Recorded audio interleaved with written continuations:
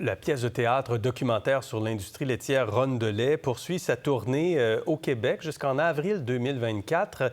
Après le succès de J'aime Hydro, voici une autre œuvre artistique qui vient expliquer des enjeux économiques complexes comme la gestion de l'offre et le modèle coopératif québécois. Alors, c'est présenté jusqu'en avril 2024 et avec nous, on a le bonheur de recevoir le comédien, auteur, coproducteur de Ronde de lait, Justin Laramé. Bonjour. Bonjour. Bonjour, bonsoir. Bonsoir. Chez Duceppe, c'est d'une richesse incroyable. D'abord, votre performance est exceptionnelle. La scénographie, le texte que vous avez fait, la livraison que vous faites est exceptionnelle.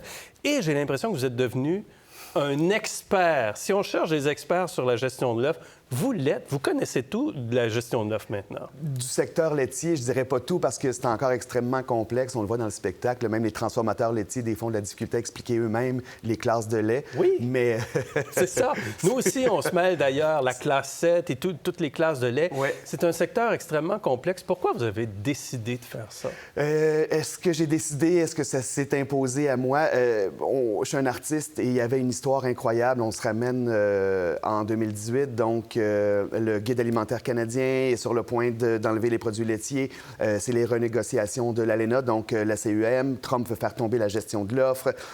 On a aussi beaucoup de détresse chez les producteurs laitiers. Ouais. L'hectolitre, si je me trompe pas, est à 64 sous à ce moment-là, à 64 $, pardon, ce qui est vraiment un prix très, très bas. Donc, ils ne couvrent pas leurs frais. Donc, il y a énormément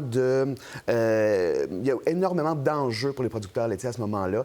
Et quand je me rends dans le stationnement à la manifestation le 23 mai 2018, je rencontre ces producteurs-là. Je rencontre des gens très fiers, très nobles, et ils n'y arrivent pas. Donc, avec l'idée de faire un spectacle ou parce que la manifestation, ou ça vous intéresse tout simplement comme citoyen? Au départ, on faisait une installation théâtrale dans les fermes avec porte ouverte sur les fermes qui se passe au mois de septembre. C'est une installation sonore qui sensibilisait sur la détresse psychologique des producteurs laitiers.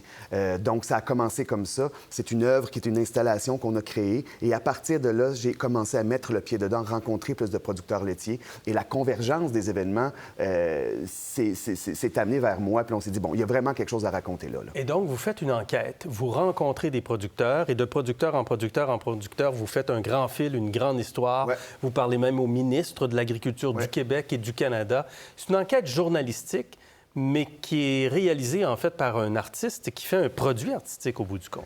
Le plus difficile, ça a été les premières années de recherche où il fallait tout comprendre. Ensuite, mon travail de le vulgariser puis de le théâtraliser a été plus agréable. Mais je vous avoue que, oui, ça a été énormément de recherche, de découragement. C'est tellement complexe. Les classes de lait, la classe 7... Je sais que c'est complexe. On a de la difficulté à comprendre la gestion de l'offre et dans le secteur laitier, mais c'est quand même tout un boulot que vous avez abattu. On a eu beaucoup, merci, mais on a eu beaucoup d'aide. Justement, Daniel Mercier-Gouin, les gens qui ont accepté de nous rencontrer puis de nous le vulgariser, les gens de la vie agricole aussi. Il y a vraiment beaucoup de gens qui se sont assis avec nous autres, mais les gens de l'UPA aussi, les gens des producteurs laitiers du Québec. Tout le monde s'est senti, a priori, je vous dirais, sur ses gardes, mais tranquillement, pas vite. Nous, ce qu'on avait envie de parler, c'est pourquoi on a perdu la moitié des fermes laitières au Québec au cours des 20 dernières années.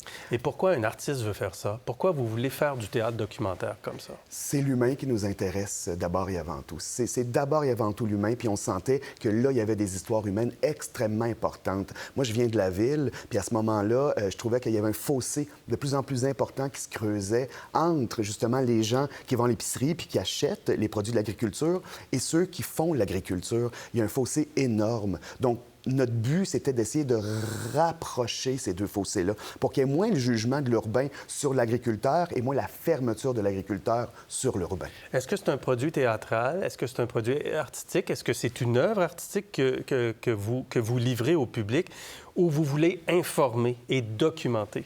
Est-ce que je peux dire tout ça à la fois? Vous pouvez dire oui, tout à fait. Je dirais tout ça à la fois. J'ai vraiment l'impression qu'il fallait qu'on crée un spectacle. Il fallait que les gens achètent des billets pour un spectacle et non pas des billets pour une séance d'information. Donc, on l'a théâtralisé. C'est un spectacle, j'ose dire, drôle, malgré le sujet, absolument. Avec beaucoup de légèreté, etc. Donc, et émouvant à certains moments émouvant à certains moments, évidemment, surtout au départ. Puis vers la fin, quand on se promène aux îles puis qu'on essaie de réfléchir ensemble au nouveau modèle. Mais ce qu'on a vraiment essayé de faire, c'est une œuvre qui allait toucher les gens et qui allait remplir les premiers objectifs, qui étaient de se poser des questions et de s'impliquer la gestion de l'offre, quand même une entente entre les producteurs, les transformateurs et le gouvernement. Donc, elle nous concerne. Et j'ai pas l'impression que vous prenez tout à fait position. Mais vous prenez plein de positions, puis au bout du compte, je sors de là, je me dis, il est toujours au compte, je ne suis pas certain. Je vous dirais qu'actuellement, je trouve que le système de gestion de l'offre est un bon système qui mérite d'être rénové. Il y a plusieurs choses dans le système de gestion de l'offre qui mériteraient d'être repensées. Les quotas, par exemple, qui vont plus vers les régions, moins vers les détenteurs de quotas déjà. Il y a plusieurs choses comme ça. Le principe même de la gestion de l'offre est extraordinaire, qui était garder les fermes en région avec justement les pôles de transport, etc. On s'aperçoit qu'il y a une consolidation des fermes présentement. Donc, on perd encore la moitié des fermes laitières au Québec au cours des 20 dernières années. Êtes-vous un peu inquiet de la baisse d'affluence dans les salles de spectacle en ce moment? Extrêmement inquiet. On le voit, il y a une morosité. Vous êtes venus, moi, je ne peux pas me plaindre parce que chez Duceppe, on était complet. Ça fonctionnait bien.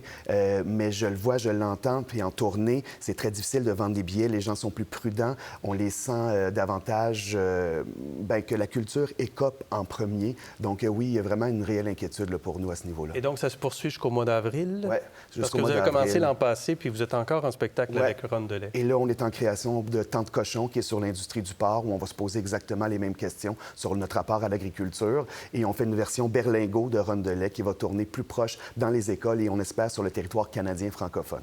Version berlingot, c'est excellent ça. Justin Laramé, merci beaucoup. Merci. Et merci pour ce que vous avez fait. Merci beaucoup. Merci pour l'invitation.